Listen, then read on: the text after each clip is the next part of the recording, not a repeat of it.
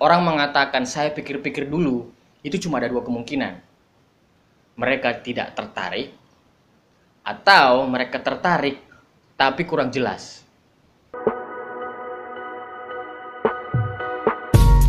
Ya.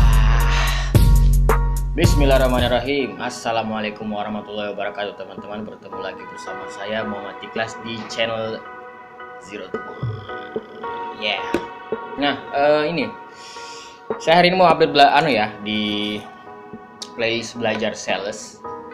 Jadi saya mau update playlist itu. Jadi saya hari ini mau sharing tentang satu kejadian yang bisa terjadi kalau kita lagi prospek, kita lagi menawarkan produk kita ke orang-orang secara face to face atau kita lagi presentasi, terus jawaban kliennya adalah saya pikir-pikir dulu ya. Itu salah satu jawaban yang menurut saya kalau bahasanya orang Jakarta itu kentang banget gitu loh. Jadi kita hampir mau closing tapi nggak jadi, mundur lagi kayak gitu. Nah,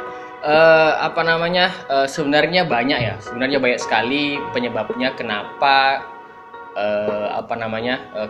klien atau calon customer kita itu berkata seperti itu. Jadi mereka berkata bahwa saya pikir-pikir dulu. Nah, biasanya yang dilakukan para teman-teman sales itu langsung melakukan reschedule ya. Mereka langsung melakukan reschedule atau mengatur jadwal bertemu kembali bersama klien tersebut.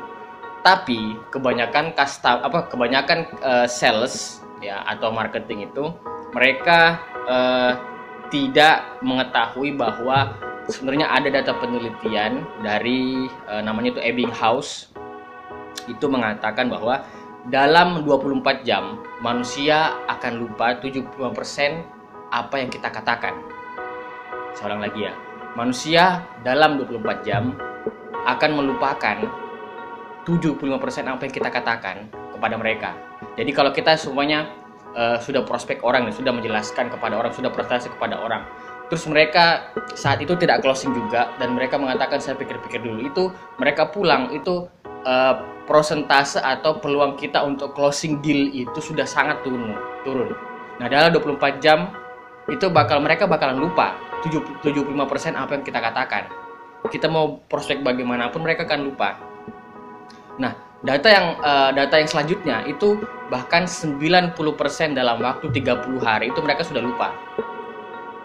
Nah, jadi sebenarnya di dalam benak customer atau calon klien kita itu sebenarnya kalau saya bisa bilang itu menolak secara halus, atau mereka ada yang tidak mengerti tapi mereka malu untuk mengutarakannya. Jadi mereka bilang aja saya pikir-pikir dulu ya, kayak gitu. Jadi apa yang harus kita lakukan setelah itu? Nah, ketika kita sudah menghadapi seperti itu, sudah menghadapi jawaban dari klien kita, saya pikir-pikir dulu ya.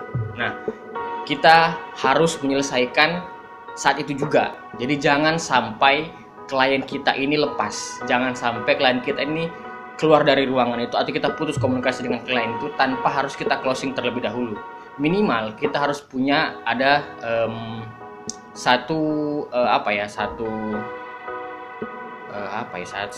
minimal ada satu kejelasan bagaimana tentang proses terjadinya prospek kita ini.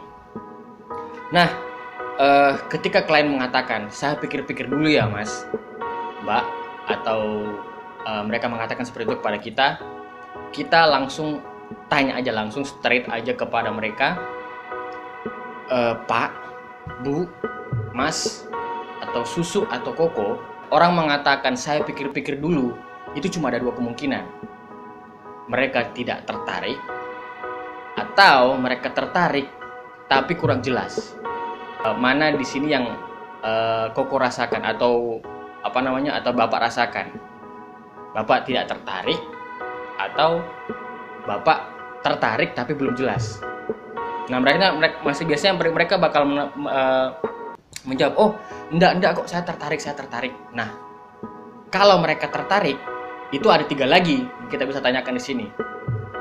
Kalau bapak tertarik, apakah produk ini cocok buat Bapak atau Bapak butuh produk ini yang saya tawarkan ini. Yang kedua, apakah fitur atau manfaatnya ini sudah jelas saya jelaskan segala jelas-jelasnya, sudah Bapak mengerti atau belum. Yang ketiga, apakah duitnya ada Pak? Atau ini apakah ini masalah finansial atau seperti apa, atau masalah keuangan atau masalah pembayarannya. Itu tiga itu. Ya.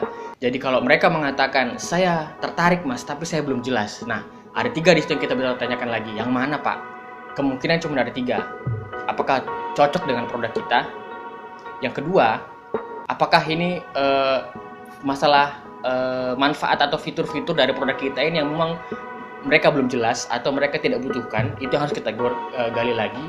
Atau masalah finansial atau masalah keuangan, kira-kira mereka harus bayar DP berapa atau harus bayar cash di depan seperti apa. Karena hampir sebagian besar orang yang saya temui itu mereka rada susah untuk mengatakan bahwa mereka berat di masalah keuangan. Itu susah mereka. Jadi mereka itu ada rasa gengsi di dalam diri mereka untuk mengatakan bahwa susah secara keuangan. Kita tidak apa-apa, kita tanyakan aja, memang apakah benar Pak kalau memang ini masalah keuangan. Nah, itu bisa kita kita bisa sebagai sales kita bisa menegosiasikan lagi seperti apa prosesnya.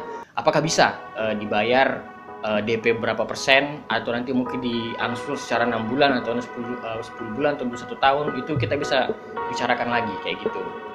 Jangan pernah membiarkan klien kita itu lari begitu aja tanpa kita harus ada kejelasan. Jika memang dari penjelasan awal tadi ini, ketika mereka mengatakan saya pikir-pikir dulu ya Mas, terus kan muncul pertanyaan, ini dia Bapak ini tertarik atau tidak tertarik. Nah, kalau dia menjawab memang dari awal sudah tidak tertarik, ya sudah, kita sudah lepas, berarti mereka tidak tertarik dengan produk kita. Nah, dari situ kalau kita mau mengusahakan lagi sebenarnya, tidak tertariknya karena apa Pak? Apa yang kurang? Nah, itu kita bisa gali-gali terus kita tanyakan sambil kita menyiapkan kira-kira apa yang membuat mereka harus tertarik gitu loh.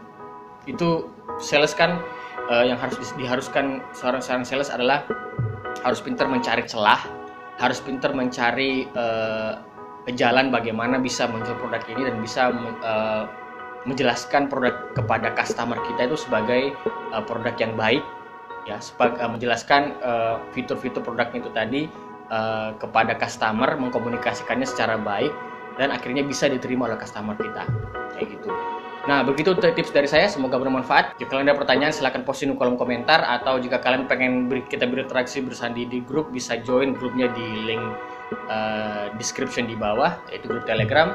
Jika kalian merasa video ini ada manfaatnya, silahkan posting atau share ke sosial media kalian dan share ke teman-teman yang lain. Saya berharap itu bisa bermanfaat. Oke, terima kasih. Itu dari saya, terima kasih. Assalamualaikum warahmatullahi wabarakatuh.